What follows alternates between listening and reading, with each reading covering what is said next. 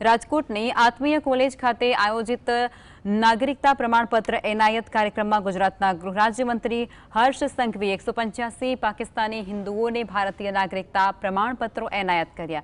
આ પ્રસંગે હર્ષ સંઘવીએ જણાવ્યું કે પાકિસ્તાનમાં દીકરીઓની સુરક્ષા નથી જળવાઈ રહી।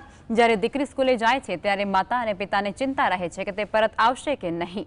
તમે પણ પાકિસ્તાનમાં અનેક ઘટનાઓનો સામનો કર્યો હશે, પરંતુ હવે તમે ભારતના નાગરિક છો, જે એક મહાન देश है। મહિલી છે, બહુ દિલથી ખુશી થાય છે। એક એમ થાય છે કે અમારું સપનું પૂરું થઈ ગયું।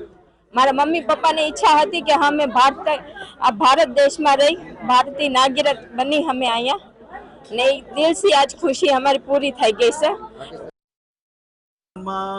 મારા આ હિન્દુ, શીખ, ઈસાઈ, જૈન, બૌદ્ધ પરિવારો જોડે ખૂબ જ ખરાબ રીતે વર્તાવ કરવામાં આવે છે। દીકરીઓને સ્કૂલ મોકલી હોય તો પાછી પડશે કે નહીં એની ચિંતાઓ એમના મનની અંદર સતાવી રહી છે। પાકિસ્તાનમાં હિન્દુઓ પર અત્યાચાર થઈ રહ્યો છે।